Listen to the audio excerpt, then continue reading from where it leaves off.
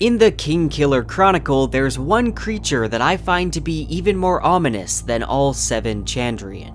The Cthaeh, despite seemingly being bound to a tree within a clearing in the Fey realm, has placed its mark across the 4 corners of civilization. Throughout the history of Temerant, people have sought out the Cthaeh, seeking knowledge or power, and while they may acquire what they came for, every encounter with the Cthaeh has had the same result: world-altering tragedy. The Cthaeh can see all possible futures, and chooses the exact words that make a person go down the path that results in the worst possible outcome for as many people as possible. And as we know, Kvothe has started down that same path, his life now spiraling down into tragedy, and it all comes back to his encounter with the Cthaeh.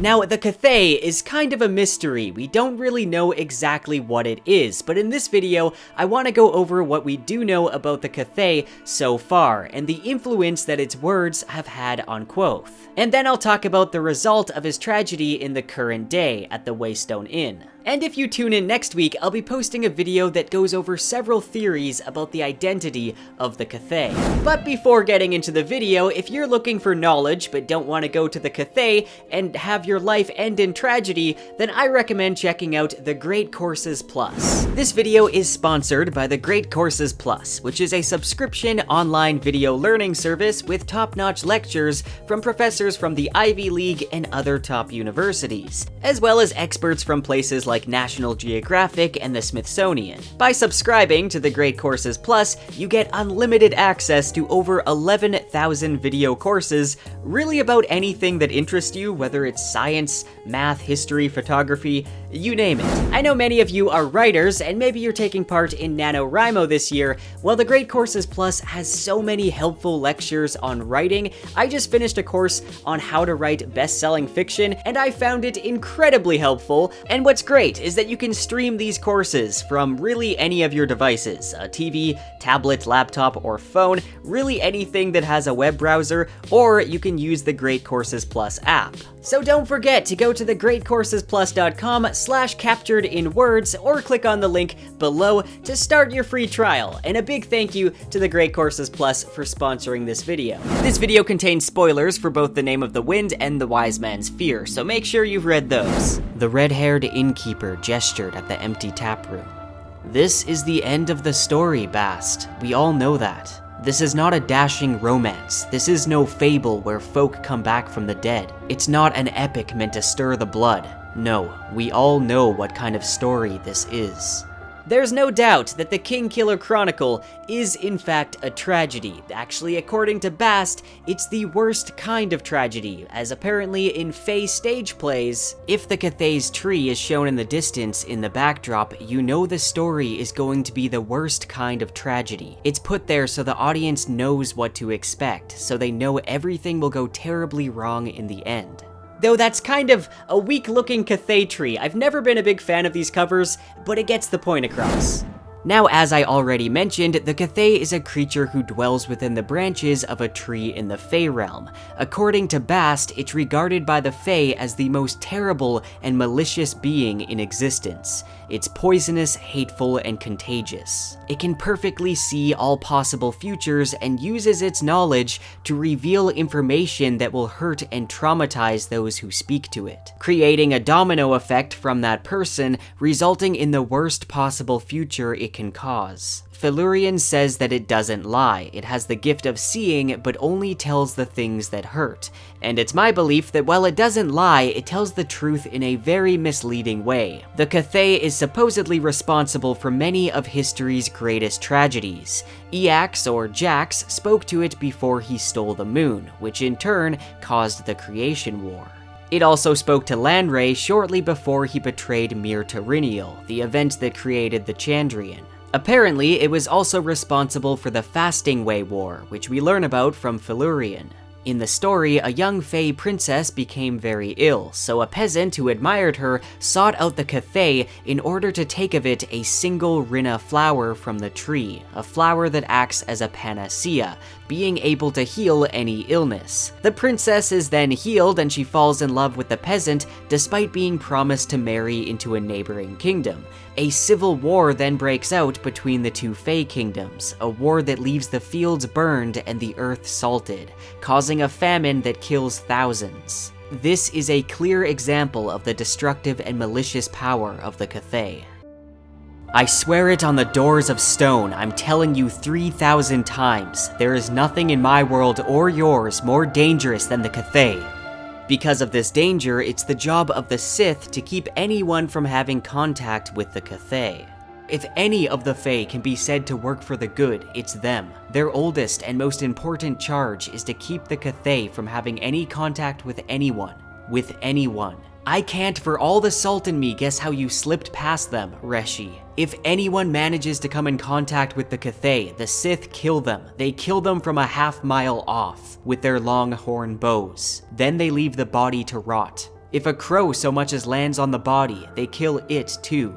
The Sith are also known to have hunted the Skin Dancers until they were extinct, and they're one of the few groups specifically named by Haliax as a fear of the Chandrian. So why was it that they weren't around to stop Kvothe from speaking to the Cthaeh? We don't really know for certain, but maybe the Cthaeh knew the exact moment that the Sith would be distracted with something else, perhaps chasing the Chandrian, and this small window of time is when Kvothe would come to speak to him.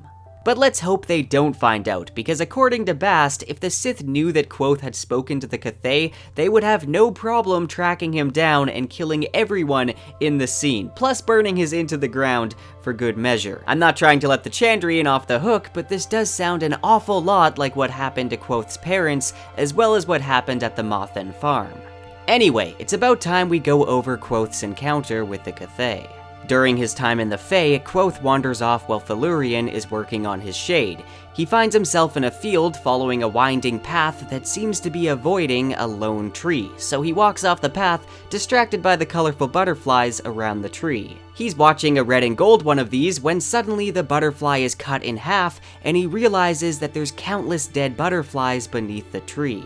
Kvothe mistakenly believes this voice is coming from the tree itself, but the Cthaeh says that it's no more a tree than a man is a chair. It goes on to tempt him with its knowledge about the Chandrian, but it actually doesn't really reveal anything new. It hints that the leader of the bandit group he defeated in the Eld was in fact Cinder. It also mentions that he'd have to make his way to the storm wall before he could hope to get any answers to his questions about the Chandrian. Now this to me seems like the Cthaeh wants Kvothe ignorant about the Chandrian, but at the same time he wants to set him up to try and kill Cinder.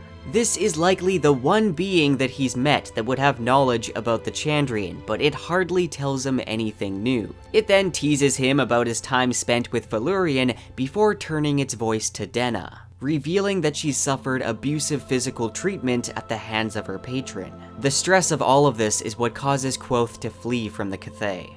Now, he never was able to see what the Cthaeh looked like, besides as a blur or some sinuous movement about the tree. For all we know, Patrick Rothfuss himself could be hiding in its branches. However, the word sinuous, along with the odd hissing noise it makes at one point, brings to mind a snake, and it's hard not to put together a Garden of Eden reference. Here's Kvothe, naked, talking to a malicious creature in a tree that tempts him with knowledge. And like how the serpent poisoned the minds of Adam and Eve by offering them knowledge, the Cthaeh's poison sinks deep into Kvothe.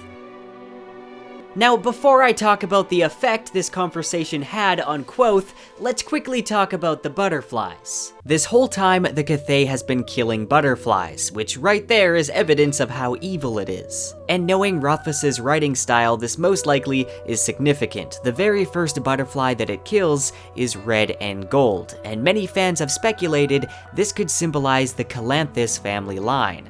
Roderick Calanthus is the current king of Vintus, and the Calanthus royal house colors are red and gold. The theory is that each butterfly represents a death caused by the interaction between Kvothe and the Cthaeh. The longer he talks to it, the more people that are killed. And there's speculation for all the other colors, such as the blue and black butterfly representing Cinder, but I'm not really too sure about the other ones. I'll leave a link to a post by Reddit user The Yillist that goes over theories for each butterfly. It is interesting though how this plays into the theme of the butterfly effect. In chaos theory, the butterfly effect is the idea that a small change can make a much bigger change. The term comes from the analogy where a butterfly flaps its wings in Chicago and a tornado occurs in Tokyo. We know the Cthaeh can cause a butterfly effect, causing bigger and bigger disasters after speaking to it, and perhaps these disasters are represented in the butterflies it kills. Now let's move on to talk about the influence this conversation has had on Kvothe.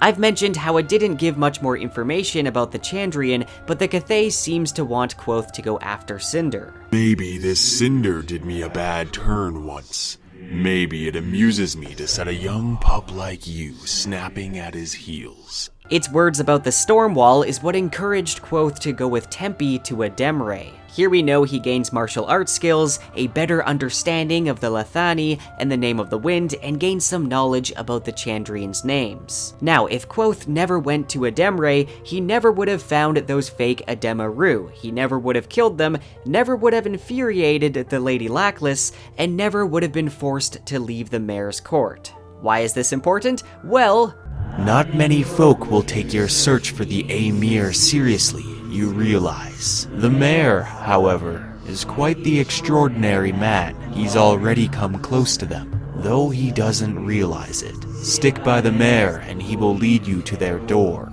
Kvothe needs to stick by the mayor, but he's kind of messed things up. However, the mayor is now paying for his tuition fees for the university, so perhaps by following the mayor's coin back to the university, this is what the Cthaeh wants? It also seems to be making a joke. My guess is that the stick by the mayor is referring to Breden's walking stick. Breden, Kvothe's tack-playing friend in Vintus, is close to the mayor. And it's a common theory that he is Denna's patron, since her patron also uses a walking stick. Many people also believe that her patron could be Cinder. This leads me to what the Cthaeh said about Denna. He beats her, you know, her patron. Not all the time, but often. Sometimes in a temper, but mostly it's a game to him. 2 days ago, he used his walking stick. That was new. Welts the size of your thumb under her clothes, bruises down to the bone.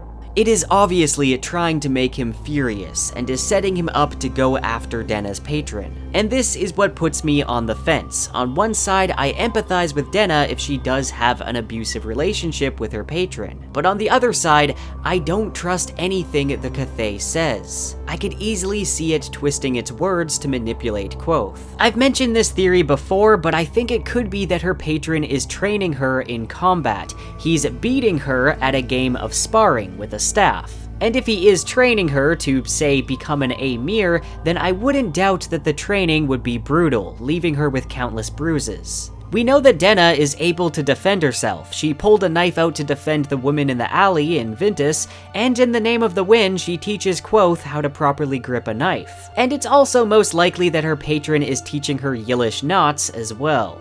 I'm not 100% sold on this theory, but we do have cases where Kvothe and Denna seem to be mirroring each other, and if they did have the same goal of defeating the Chandrian, or maybe even if they had opposite goals, I think it would make things interesting.